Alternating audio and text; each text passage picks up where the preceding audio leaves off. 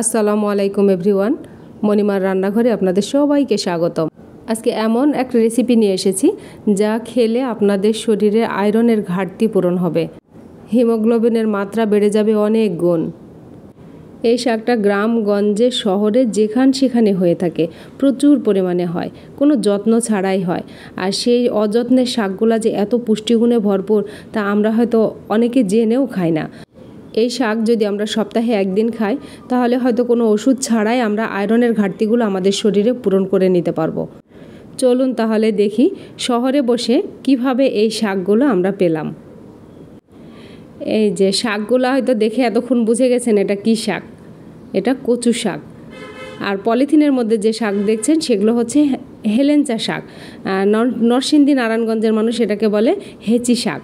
আমি তো অবাক হয়ে গেছি আমার বরের হাতে এই শাক দেখে, তাই ভিডিও না করে আর পারলাম না। আমার বর নিয়ে আসছে শাক আর ভিডিও করবো না তা কি হয়? আমি শাক খেতে চেয়েছি, শুধু ওকে বলেছি যে আমার কচুর শাক ভীষণ খেতে ইচ্ছা করছে। এখন কোথায় পাই? বাজারের কেনাগুলা খাওয়া যায় না, ওরা ড্রেনের ওপর থেকে নিয়ে আসে না, কোথা থেকে নিয়ে আসে, সেজন্য কেনাটা খেতে ভালো লাগে না। তো ও এই শাকটা নিয়ে আসছে, এখন কার থেকে তুলে নিয়ে আসছে না নিজে তুলে নিয়ে আসছে সেটা বড় কথা না, আমি খেতে চেয়েছি, সে শাক নিয়ে আসছে তুলে। এতে আমি আলহামদুলিল্লাহ আল্লাহর দরবারে লাখো কোটি শুকরিয়া, তাকে সুস্থ সুন্দর রাখুক আর আমার প্রতি ভালোবাসাটা যেন ঠিক এই রকমই থাকে।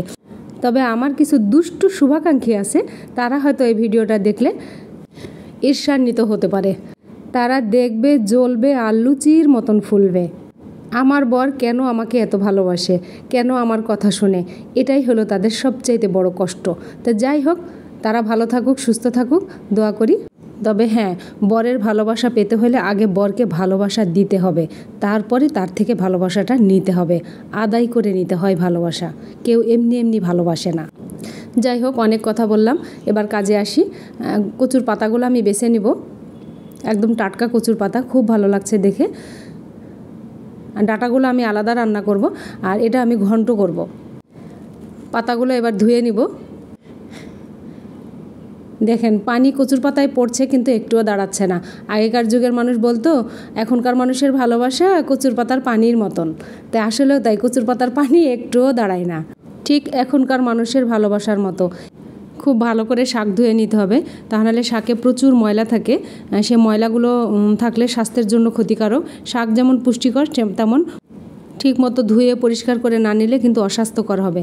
এবার আমি শাকের জন্য মরিচ আর রসুন পেঁয়াজ কেটে নিব। কচু শাকে রসুনের পরিমাণটা খুব বেশি লাগে, রসুনগুলো আমি খুব কোয়া ছাড়িয়ে নিব। কচুর পাতাগুলো একদম কচি, সেজন্য রান্না করলে একদম একটুখানি হয়ে যাবে, সেই অনুপাতে আপনাকে মশলা অ্যাড করতে হবে। যেমন আমার এখানে 3টা রসুন নিব, 2টা আমি সেদ্ধর সময় দিব, একটা ফোড়নের জন্য রেখে দিব। সব ছিলে নেওয়া হয়ে গেছে, এবার কাঁচামরিচ কেটে নিব।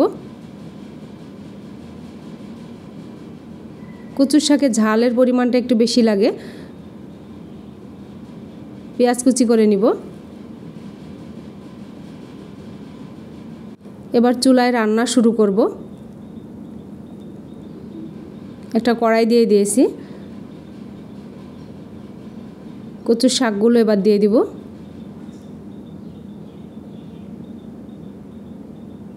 দেখে মনে হচ্ছে অনেক শাক, কিন্তু একদমই অল্প হয়ে যাবে। পেঁয়াজ 2টা কুচি করে রেখেছিলাম সেটা দিলাম, রসুনের কোয়া ছাড়িয়ে রেখেছিলাম সেটা দিলাম, কাঁচা মরিচ ফালি করে রাখা সেটা দিলাম।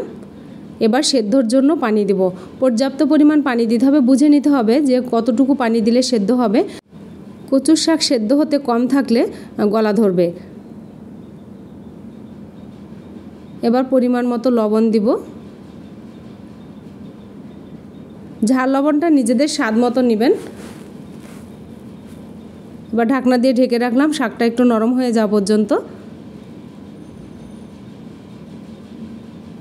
এই যে শাক নরম হয়ে গেছে একদম, দেখেন কতটুকু হয়ে গেছে, আরও কমে যাবে, এখনও সেদ্ধ ভালো হয়নি, আরও সেদ্ধ হবে। শাকে আরও পানি লাগবে, পানি দিয়ে দিলাম, দিয়ে আবার ঢেকে রাখবো, সেদ্ধ হওয়া পর্যন্ত অপেক্ষা করব।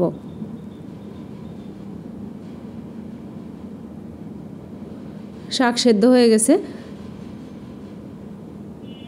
এখন এটা ঘুটনি দিয়ে ঘুটে নিব খুব ভালো করে।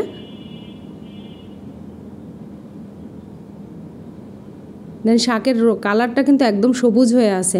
ঝাল লাগবে আর একটু, আমি আরও কাঁচামরিচ কিছু অ্যাড করলাম।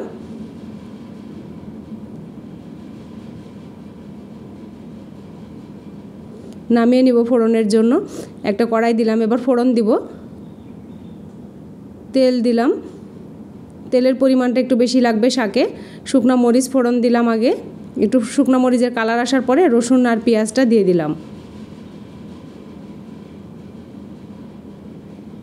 এটা বাদামি রং হওয়ার পরে আমি নামিয়ে নেব, খুব বেশি কালো করব না। শাকের মধ্যে দিয়ে দিলাম এটা, দিয়ে খুব ভালো করে এখন মিশিয়ে নিব। টেস্ট করে নেবেন যে লবণ, আমার আরেকটু লবণ লাগবে, আরেকটু লবণ দিয়ে দিলাম। এই যে পরিবেশনের জন্য আমি একটা পাত্রে নিয়ে আসছি। অসম্ভব মজার স্বাদ হয়েছে, আপনারা খেয়ে দেখবেন, অনেক সুস্বাদু। আমার এই রেসিপিটা যদি আপনাদের ভালো লেগে থাকে তাহলে ইউটিউব থেকে দেখলে সাবস্ক্রাইব করবেন, বেল আইকন টিপে রাখবেন। ফেসবুক থেকে দেখলে ফলো দিয়ে রাখবেন, তাহলে নতুন রেসিপি আপলোড করার সঙ্গে সঙ্গে আপনারা নোটিফিকেশান পেয়ে যাবেন। লাইক, কমেন্ট, শেয়ার করবেন ফ্রেন্ডস অ্যান্ড ফ্যামিলির মাঝে, যারা নতুন তাদের শিখতে সুবিধা হবে। আপনাদের একটা লাইক, কমেন্ট, শেয়ার আমার রান্নার প্রতি অনেক আগ্রহ বাড়িয়ে দেয়। যারা আয়রন ট্যাবলেট খাচ্ছেন তারা আয়রন ট্যাবলেট ছেড়ে দিয়ে এই কচুর শাক রেগুলার খান, দেখবেন আপনাদের শরীরে আয়রনের ঘাটতি পূরণ হয়ে যাবে। আমার এক সময় হিমোগ্লোবিনের লেভেল অনেক কম ছিল, সেখানে ডাক্তার আমাকে বলেছিল যে আপনি কচুর শাক বেশি বেশি করে খাবেন। আল্লাহর রহমতে আমার কোনো আয়রন ট্যাবলেট খেতে হয়নি। আমি লাস্ট পর্যন্ত টবেও কচুর শাক লাগিয়ে রেখেছিলাম, শুধু ওষুধ খাওয়ার ভয়ে আমি শাক খেয়েছি। সবাই ভালো থাকবেন, আমাদের জন্য দোয়া করবেন। আল্লাহ হাফেজ।